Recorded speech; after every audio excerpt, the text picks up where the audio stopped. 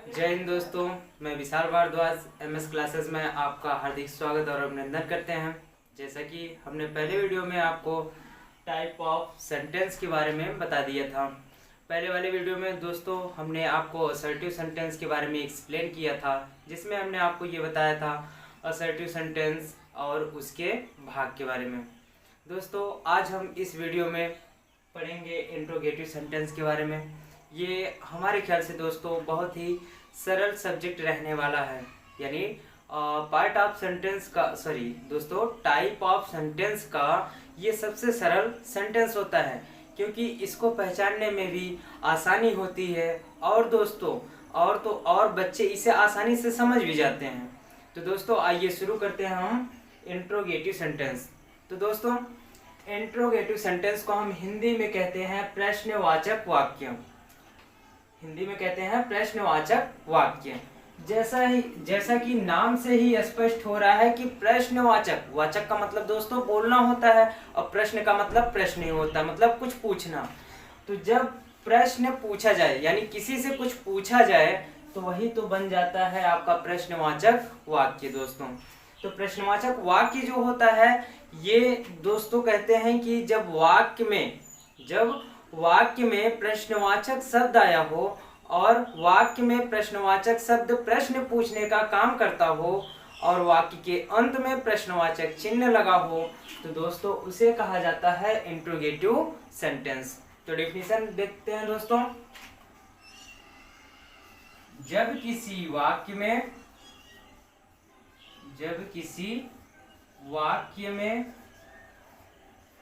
प्रश्न पूछा गया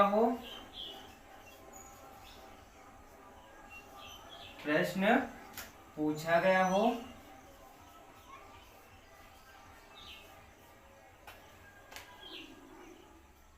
वाक्य में प्रश्नवाचक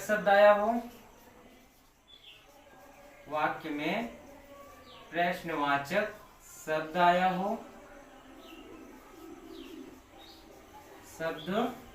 हो, तथा वाक्य के अंत में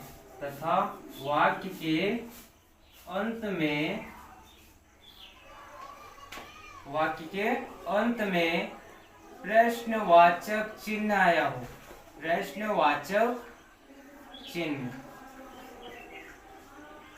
प्रश्नवाचक चिन्ह दोस्तों मतलब ये जो चिन्ह होता है अक्सर वाक्य के अंत में, जो प्रश्नवाचक वाक्य होता है यानी इंट्रोगेटिव सेंटेंस होता है उसके अंत में लगता है।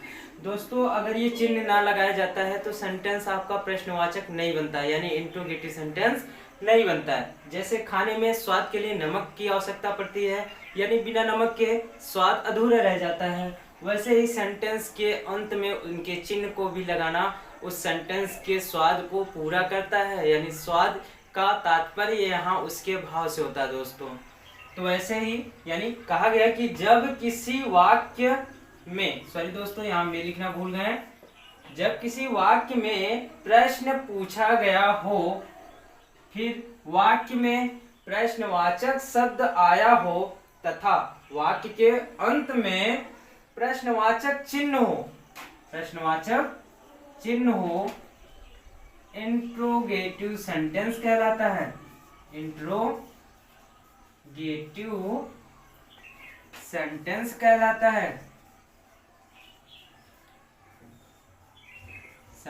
कहलाता है। तो दोस्तों देखिए बहुत ही साधारण सा, बहुत ही सिंपल सा इसकी परिभाषा है। परिभाषा में कह रहा है कि जब किसी वाक्य में प्रश्न पूछा गया हो, वाक्य में प्रश्नवाचक शब्द आया हो तथा वाक्य के अंत में प्रश्नवाचक चिन्ह लगा हो, तो वह सेंटेंस यानी वह शब्दों का समूह आपका इंट्रोगेटिव सेंटेंस कहलाता है। दोस्तों यहाँ पर दो टॉपिक आए हैं, इसको ध्यान से देखिएगा, समझिएगा क्या चीज है। पहले तो आया है प्रश्न पूछा गया हो, यानी प्रश्न पूछना। दूसरा टॉपिक आया है दोस्तों प्रश्नवाचक शब्द। तीसरा टॉपिक आया दोस्तों प्रश्नवाचक चिन्ह। अगर हम इस पे गौर कर लें तो दोस्तों देखिएगा, आप कंफ्यूजन में आ जाते हैं थोड़ा सा। पार्ट ऑफ स्पीच में अगर हम जाएं तो पार्ट ऑफ स्पीच में भी प्रश्नवाचक शब्द ही मिलते हैं।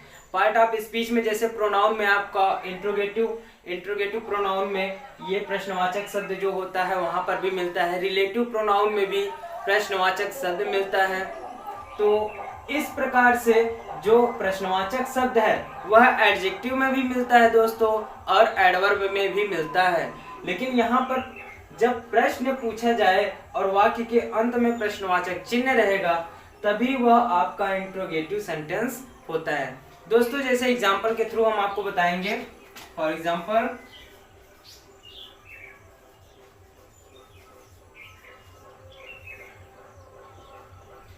एग्जांपल दोस्तों, सिंपल सा एक छोटा सा सेंटेंस लेते हैं। जैसे दोस्तों हम पूछते हैं, अक्सर अधिक प्रश्न किया जाता है कि what is your name, what is your name, what is your name. तो दोस्तों देखिएगा, अगर इस वाक्य में हम देखें तो सबसे पहले यहाँ पर आपको एक शब्द मिला है। एक शब्द क्या है? व्हाट, यानी वाक्य की शुरुआत ही एक शब्द है, वह है व्हाट। व्हाट का मतलब हम सभी जानते हैं हिंदी में होता है दोस्तों क्या होता है। व्हाट का हिंदी अर्थ होता है क्या। अब दोस्तों वाक्य के शुरुआत जो है वह व्हाट से हुई है तथा वाक्य में यानी प्रश्नवाचक शब्द अब आ चुका है। दूसरा चीज क्या है? वाक्य के अंत में प्रश्नवाचक चिन्ह है। तो दोस्तों जैसे कि यहाँ पर अगर हम सीनियर क्लास में है, यानी हम 11th या 12th में है, 9th या 10th में है, तो हम आसानी से इसको एक्सप्लेन कर सकते हैं। लेकिन दोस्तों जहां तक की बात होती है 6, 7, 8 के बच्चों को, तो मान लेते हैं इस सेंटेंस की हिंदी वह जानते हैं लेकिन अंत में वह गड़बड़ा जाते हैं, यानी आगे वह समझ नहीं पाते हैं। तो इस प्रकार की जो सेंटेंस होते हैं उसको बस इतने से पहचाना जा सकता है कि ये इंट्रोगेटिव सेंटेंस है या फिर नहीं। तो उसका यह पहचानने का तरीका है कि वाक्य की शुरुआत में या फिर वाक्य के बीच में ही या फिर कहीं भी अगर वाक्य के, देखिए यहाँ शुरुआत में प्रश्नवाचक शब्द आया है और वाक्य के अंत में यह प्रश्नवाचक चिन्ह आया है दोस्तों, हम अक्सर इस चिन्ह को हंसिए वाला चिन्ह बोलते हैं। तो दोस्तों वास्तव में ये गांव में जैसे एक हंसिया होता है, यानी जिससे घास या फसल काटने का काम आता है, उसी आकार में है दोस्तों। तो बच्चे इससे प्रसन्न भी रहते हैं, तो इसलिए इस चिन्ह को हम हंसिए वाला चिन्ह भी कहते हैं। तो दोस्तों ये चिन्ह अगर वाक्य के अंत में मिल जाए तो आप तुरंत समझ जाइए कि ये सेंटेंस कैसा है, इंट्रोगेटिव सेंटेंस है दोस्तों। चलिए दोस्तों इसकी हिंदी निकालते हैं। हिंदी कह रही है कि व्हाट इज योर नेम। इसका तात्पर्य हुआ कि तुम्हारा नाम क्या है, तुम्हारा नाम क्या है। तो देखिए दोस्तों हिंदी में भी ये चिन्ह लगेगा। अगर ये चिन्ह हम नहीं लगाएंगे तो ये सेंटेंस आपका गलत माना जाएगा। ठीक दोस्तों, तो इन चिन्हों पर विशेष ध्यान दिया कीजिएगा आप लोग। कभी कभी हमने देखा है बच्चे एग्जाम लिखते हैं, टेस्ट लिखते हैं, तो वहां पर अनुवाद करते समय या फिर ट्रांसलेशन करते समय आप चिन्ह को नहीं लगाते बेटा, तो इसमें आपकी ये गलत हो जाता है। अगर एक टीचर देखा जाए, टीचर के नजरिए से, और दूसरी चीज ग्रामर के हिसाब से देखा जाए तो सेंटेंस आपका गलत हो जाता है। तो इसलिए बहुत ध्यान से दोस्तों इस चिन्ह को लगाना आप ना भूलें। अब आइए हम टॉपिक पे आते हैं। ये इसने कहा था कि यदि वाक्य में प्रश्न पूछा गया हो, तो सबसे पहले इस हिंदी वाक्य को पढ़ते हैं और देखते हैं क्या निष्कर्ष निकलता है। तो कह रहे हैं कि तुम्हारा नाम क्या है, यानी जैसे मान लीजिए हम एग्जाम्पल में और आप हमसे प्रश्न कर रहे हैं कि सर आपका नाम क्या है, तो मतलब आपने हमसे प्रश्न पूछा ना दोस्तों। तो इसी प्रकार से यहाँ पर भी पूछा है तुम्हारा नाम क्या है, तो मतलब पहला टॉपिक क्लियर होता है कि यहाँ पर प्रश्न पूछा गया है। दूसरा कह रहा है कि वाक्य में प्रश्नवाचक शब्द आया हो, तो वाक्य में प्रश्नवाचक शब्द, तो प्रश्नवाचक शब्द का मतलब दोस्तों ये होता है कि वह शब्द जो प्रश्न पूछने का काम करता हो। तो देखिए यहाँ पर प्रश्न पूछने का काम कौन कर रहा है, क्या, यानी यही तो है जो आपके नाम के स्थान पे प्रयोग हुआ है। इसे हम प्रोनाउन भी कह सकते हैं दोस्तों। ये आपका पर्सनल प्रोनाउन दोस्तों इंट्रोगेटिव प्रोनाउन है, जहां पर ये आपके नाम के स्थान पर प्रयोग हुआ है। तो इस प्रकार से पहला टॉपिक क्लियर हुआ। दूसरा टॉपिक भी क्लियर हुआ कि प्रश्नवाचक शब्द। फिर कहना तीसरा टॉपिक, तथा वाक्य के अंत में प्रश्नवाचक चिन्ह। प्रश्नवाचक चिन्ह हमने देखिए दोस्तों यहाँ पर बताया भी है, हो। तो यहाँ पर देखिए हिंदी वाक्य में भी और अंग्रेजी वाक्य में भी, यानी अंग्रेजी सेंटेंस और हिंदी वाक्य दोनों में प्रश्नवाचक चिन्ह लगा है वाक्य के अंत में दोस्तों। तो इस प्रकार से ये जो सेंटेंस है आपका इंट्रोगेटिव सेंटेंस होगा। दूसरा एग्जांपल दोस्तों लेते हैं, हैव यू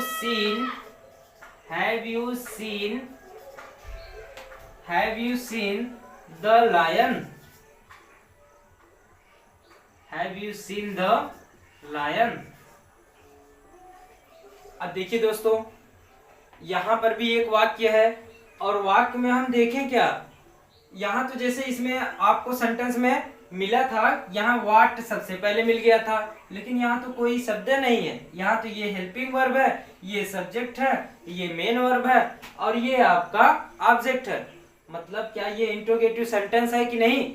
तो दोस्तों आइए हम आपको बताते हैं। दोस्तों बताने के लिए तो हम आए हैं आपको, तो बताते हैं। देखिएगा, have you seen the lion. अब ध्यान से देखिएगा दोस्तों, ये एक टेंस का नियम होता है कि जब भी हिंदी वाक्य की शुरुआत क्या शब्द से होती है तो ट्रांसलेशन करते समय सबसे पहले उसी टेंस की सहायक क्रिया को रखी जाती है। इसलिए इसकी हिंदी जब निकालेंगे तो यहाँ पर होगा क्या, यहाँ दोस्तों यू के लिए आप अगर सम्मान देना चाहते हो तो आपने, या फिर नहीं तो जो इसका शाब्दिक अर्थ है यानी तुमने, दोनों रख सकते हो। क्या आपने या तुमने शेर को देखा है, शेर को देखा है। तो देखिए दोस्तों आपका हिंदी अनुवाद आ गया सामने। कह रहा है कि क्या आपने या फिर तुमने शेर को देखा है। तो दोस्तों अब आइए हिंदी वाक्य में हम देखते हैं, परिभाषा से मिलाते हैं। पहले तो परिभाषा कह रहा है कि जब किसी वाक्य में प्रश्न पूछा गया हो, तो यहाँ पर देखिए इसको पढ़ने पर क्या आपको स्पष्ट होता है, प्रश्न पूछा गया है नहीं दोस्तों। कह रहा है कि क्या आपने या फिर तुमने शेर को देखा है। भाई अब हमसे प्रश्न किया जा रहा है, जैसे आप ही पूछ लीजिए सर आपने शेर देखा है, तो हम क्या कहेंगे, अगर हमने देखा होगा तो कहेंगे हाँ या फिर नहीं। ठीक दोस्तों, तो इस प्रकार से प्रश्न पूछा गया है, यानी पहला पॉइंट यहाँ क्लियर होता है दोस्तों। दूसरा पॉइंट है वाक्य में प्रश्नवाचक शब्द आया हो। तो इंग्लिश सेंटेंस में तो नहीं आया था, लेकिन हिंदी वाले सेंटेंस में यहाँ पर प्रश्नवाचक शब्द यानी क्या शब्द आ गया है दोस्तों। तो मतलब दूसरा पॉइंट भी आपका क्लियर होता है। तीसरा पॉइंट है वाक्य के अंत में प्रश्नवाचक चिन्ह हो। तो वाक्य के अंत में देखिए दोस्तों हिंदी और अंग्रेजी दोनों सेंटेंस में यहाँ पर प्रश्नवाचक चिन्ह लगा है, तो वह सेंटेंस क्या है, इंट्रोगेटिव सेंटेंस कहलाता है। तो मतलब ये क्लियर हुआ ना दोस्तों कि इंट्रोगेटिव सेंटेंस है या नहीं। तो दोस्तों कह रहे हैं कि क्या आपने या तुमने शेर को देखा, तो मतलब यह सेंटेंस आपका इंट्रोगेटिव सेंटेंस है। तो दोस्तों जैसे आपने देखा यहाँ पर सेंटेंस एग्जांपल के थ्रू एक में व्हाट शब्द आया था, लेकिन दूसरे में शुरुआत हेल्पिंग वर्ब से हुई थी। एक में क्या शब्द बीच में आया था, तो एक में क्या शब्द पहले आ गया था, आया ना दोस्तों। देख लीजिए आप, अगर देखें कंपैरिजन करें दोस्तों, देखिएगा हम मानते हैं कि पढ़ाई का एक सिंपल साधारण तरीका वो होता है जब बच्चे किसी टॉपिक पर चिंतन करते हैं। और चिंतन करने का मतलब ये है दोस्तों, आपके टीचर के द्वारा पढ़ाए गए सिलेबस को या टॉपिक्स को अगर आप अभ्यास करते हो घर पर या उसे दोहराते हो, तो वही होता है चिंतन। यानी उस पर आप पूर्ण विचार करके ही आप ज्ञान को प्राप्त कर पाते हो। तो दोस्तों अगर आप यहाँ दोनों एग्जाम्पल में देखें, कंपेरिजन करें या इंग्लिश सेंटेंस में या फिर हिंदी सेंटेंस में, तो हिंदी सेंटेंस में देखते हैं तो क्या शब्द यहाँ बीच में आया है और यहाँ पर क्या है, शुरुआत में आ गया है। तो इस प्रकार से इनमें भिन्नता हुई नहीं दोस्तों। और इसमें भी देखें व्हाट या हैव, तो इन दोनों में भी भिन्नता आ गई। इसी आधार पर दोस्तों, इन्हीं आधार पर यानी प्रश्न पूछने के इन्हीं तरीकों के आधार पर ही इंट्रोगेटिव सेंटेंस भी दो प्रकार का होता है दोस्तों। अब आप थोड़ा सा कंफ्यूजन में आ रहे होंगे कि सर बताए थे कि असर्टिव सेंटेंस भी दो होता है। पहले तो सेंटेंस को बताएं कि वह 5 प्रकार का होता है, और हम बता रहे हैं कि असर्टिव सेंटेंस भी दो होता है और यहाँ पर इंट्रोगेटिव सेंटेंस भी दो होता है। तो ये चल क्या रहा है भाई, हाँ तो ये वास्तव में वही चल रहा है जो वास्तविक है दोस्तों। तो वही है जो आपके सामने है, देख लीजिए कंपैरिजन में आपके सामने। इसी आधार पर दोस्तों, इसी प्रश्न पूछने के तरीके के आधार पर ही इंट्रोगेटिव सेंटेंस को बांट दिया गया है। ये हमने नहीं किया दोस्तों, ये ग्रामर ने किया है। ठीक दोस्तों, आते हैं अब इसके टॉपिक के बारे में। दोस्तों एक जरूरी सूचना, आप लोग अगर ऑनलाइन क्लास में जो कुछ भी पढ़ते हो, यानी हमारी वीडियो के माध्यम से अगर इंग्लिश ग्रामर में आप कुछ सीखते हो, तो हम कहते हैं दोस्तों आप इस पॉइंट को जरूर नोट कर लिया कीजिए। ये आपके लिए 6 से लेकर 12 तक काम आएगा। वैसे तो दोस्तों आप 12th तक इसके बारे में बहुत अच्छी तरीके से जान जाते हैं, लेकिन बेसिक जानकारी के लिए हमें 6, 7, 8 में इसकी आवश्यकता पड़ती है। इसलिए दोस्तों इसको नोट्स आप जरूर बनाएं। तो आइए दोस्तों चलते हैं इसके टॉपिक के बारे में, यानी टाइप्स ऑफ इंट्रोगेटिव सेंटेंस के बारे में। तो दोस्तों हमने बताया अभी कि जिस प्रकार से हमने एग्जाम्पल को कंपैरिजन किया, वहां पर 2 प्रकार के भाव प्रकट हुए हैं, और उन्हीं आधारों पर, यानी प्रश्न पूछने के उन्हीं ढंग पर, उन्हीं तरीकों पर इंट्रोगेटिव सेंटेंस को 2 भागों में बांट दिया गया। यानी हम लिख सकते हैं यहाँ पर प्रश्नवाचक वाक्य, प्रश्नवाचक वाक्य 2 प्रकार के होते हैं, 2 प्रकार के होते हैं। प्रश्नवाचक वाक्य 2 प्रकार के होते हैं। दोस्तों इस चिन्ह पर भी ध्यान दिया जाता है, जब बात खत्म नहीं होती है तो यहाँ पर डैश लगा दिया जाता है, अगर बात खत्म हो जाती है तो यहाँ पर पूर्ण विराम लगा दिया जाता है। तो इस चीज पर भी आपको विशेष ध्यान देना है दोस्तों। तो आते हैं, हमने बताया क्या कि प्रश्नवाचक वाक्य 2 प्रकार के होते हैं। पहला कौन सा होता है दोस्तों? Yes or no type, yes or no type. तो दोस्तों आप थोड़ा सा चक्कर में पड़ गए होंगे, ये तो बड़ा अजीब टाइप का सेंटेंस है, और वह सेंटेंस क्या है? Yes or no type. तो दोस्तों वास्तव में ये सेंटेंस होता है, इसके बारे में अभी आपको बताएंगे। दूसरा सेंटेंस होता है WH टाइप, WH टाइप। तो दोस्तों थोड़ा सा आपको बता दें, यस और नो टाइप और WH टाइप अभी पिछले एग्जाम्पल में ही हमने देखा, लेकिन हम उसके बारे में शायद ना जानते हो, तो हम आपको बताएंगे परिभाषा के साथ में भी और एग्जाम्पल के साथ में भी। तो दोस्तों पहला टॉपिक है इसका क्या? यस और नो टाइप, यस और नो टाइप। इसे हिंदी में हाँ या ना प्रकार का वाक्य कहते हैं, हाँ या ना प्रकार का। अब देखिए दोस्तों, यस और नो टाइप सेंटेंस क्या कहता है? ये कहता है जिस प्रश्नवाचक वाक्य का उत्तर, जिस प्रश्नवाचक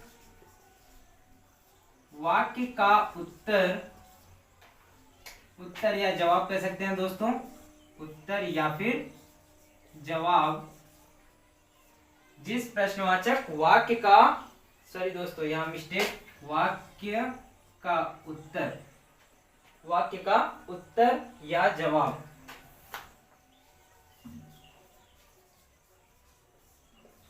उत्तर या जवाब हाँ या ना में, हाँ या ना में दिया जाता है, दिया जाता है, उसे यस और नो टाइप, उसे यस और नो टाइप सेंटेंस कहते हैं।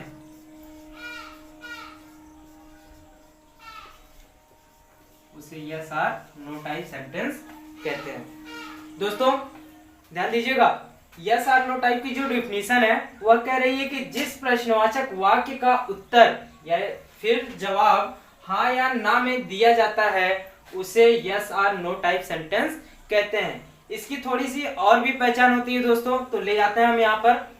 यस और नो टाइप जो इंट्रोगेटिव सेंटेंस होता है, इसकी हिंदी में पहचान, यानी हिंदी में,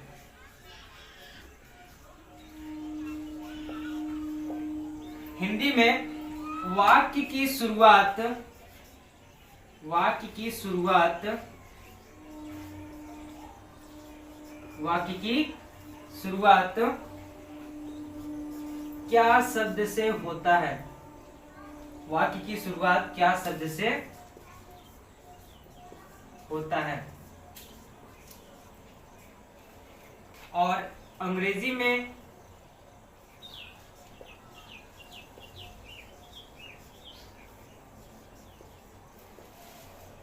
में वाक्य की शुरुआत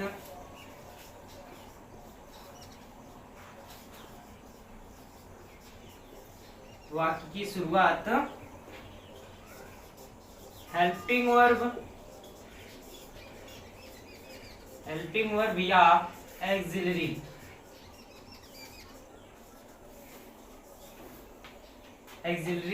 से होती है।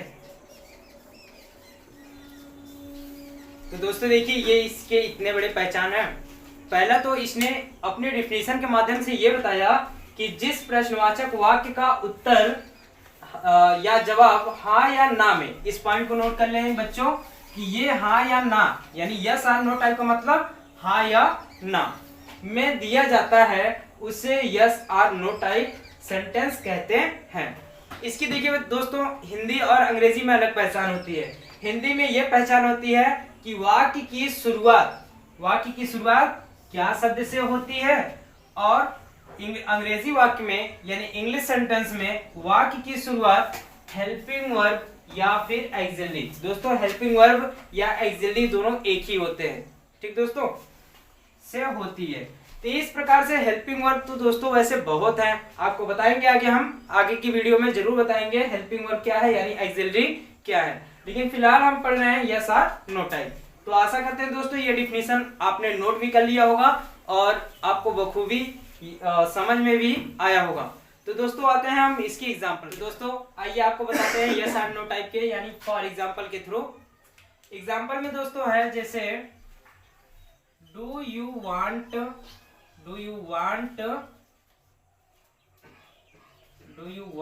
To learn swim. Do you want to learn swim. तो दोस्तों इंग्लिश सेंटेंस है ये आपका, do you want to learn swim. इसका हिंदी अनुवाद होता है दोस्तों, क्या तुम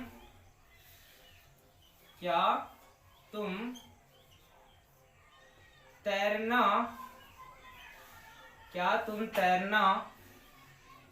सीखना चाहते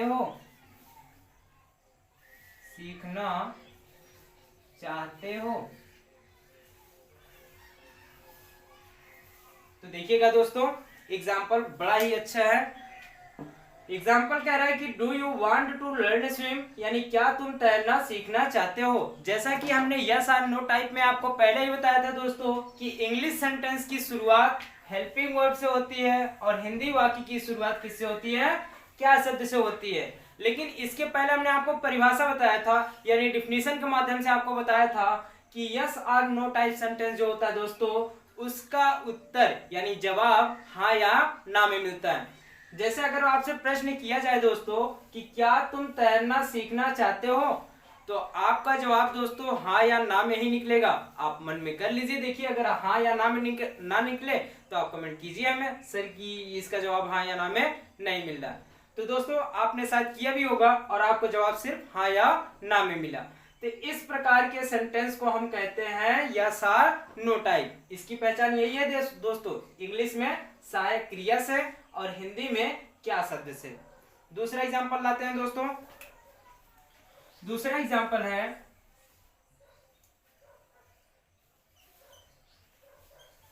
इज ही नॉट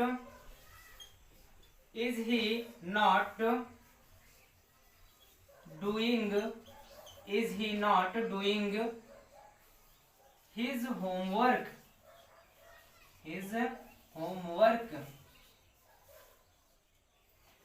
दूसरा सेंटेंस है दोस्तों is he not doing his homework. इसका हिंदी होगा दोस्तों क्या वह अपना गृह कार्य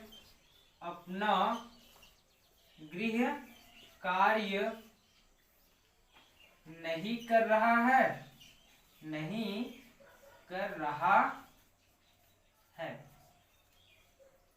तो दोस्तों देखिएगा, इस एग्जाम्पल में भी वाक्य की शुरुआत किससे हुई है, यानी जैसे यहाँ हेल्पिंग वर्ब से हुई थी, यहाँ पर भी हेल्पिंग वर्ब से ही शुरुआत हुई है। जैसे यहाँ हिंदी वाक्य का अनुवाद, हिंदी अनुवाद क्या शब्द से हुआ था, वैसे यहाँ पर भी क्या शब्द से हुआ है।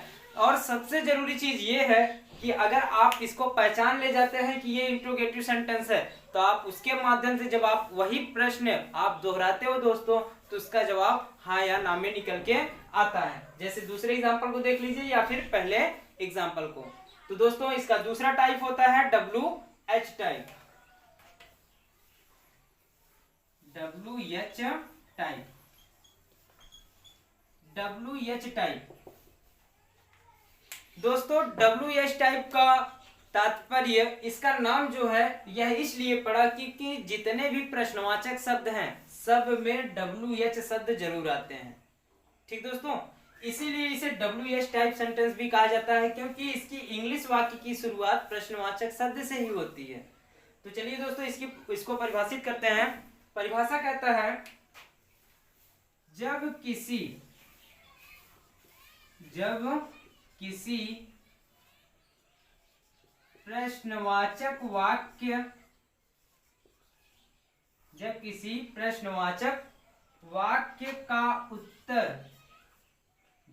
प्रश्नवाचक वाक्य का उत्तर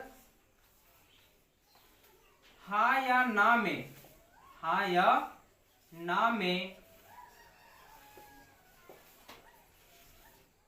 नहीं दिया जा सकता है,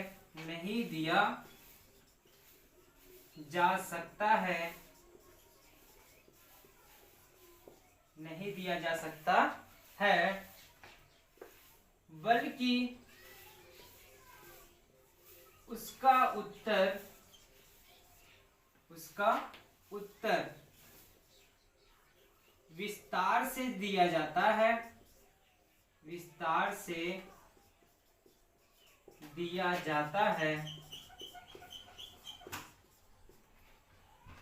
WH टाइप सेंटेंस कहलाता है। WH टाइप सेंटेंस कहलाता है। WH टाइप सेंटेंस कहलाता है। तो दोस्तों देखिए परिभाषा, इसमें क्या कहा है, पहले तो ध्यान दीजिए आप, यस और नो टाइप में कहा था कि उसका उत्तर हाँ या ना में मिलना चाहिए। लेकिन WH टाइप में दोस्तों क्या कह रहा है कि WH टाइप में कह रहा है कि जब किसी प्रश्नवाचक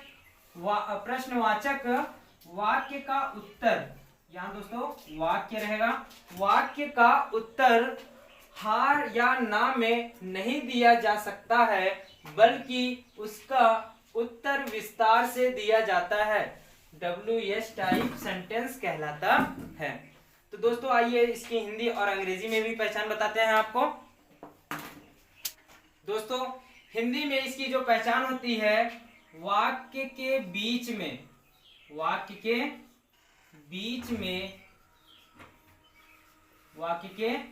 में प्रश्नवाचक शब्द का आना।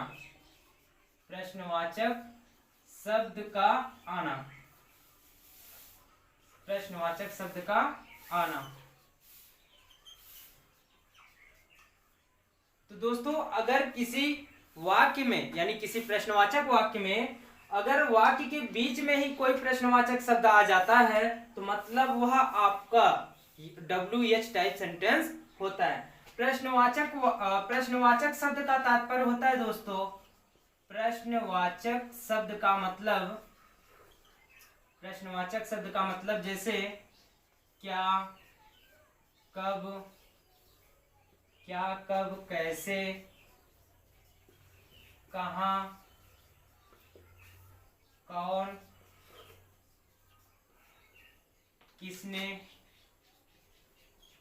किसने आदि। इस प्रकार के जो शब्द होते हैं दोस्तों, उसे हम कहते हैं प्रश्नवाचक शब्द। और अंग्रेजी में इसकी पहचान होती है, अंग्रेजी में वाक्य की शुरुआत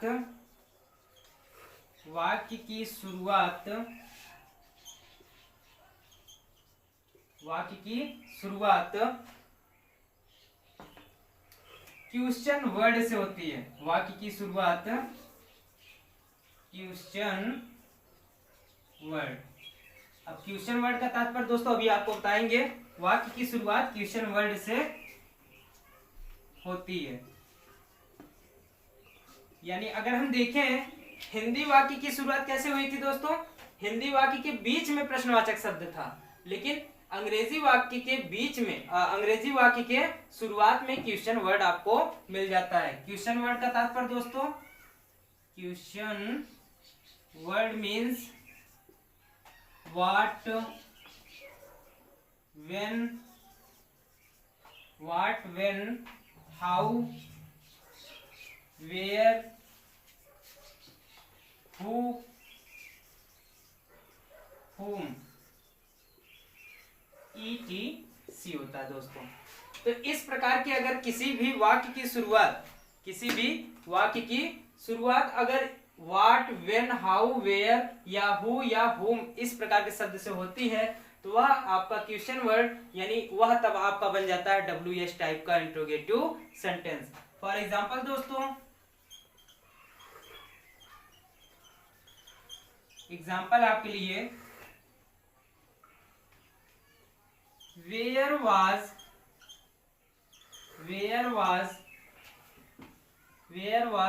the father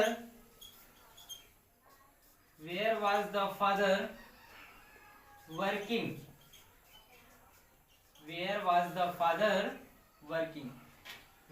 the father working। इसका हिंदी अनुवाद होगा दोस्तों, पिताजी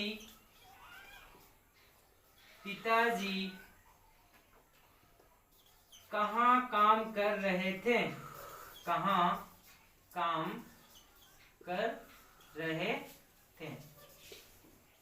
तो सबसे पहले दोस्तों आइए इसमें हम डिफिनीशन के थ्रू समझते हैं।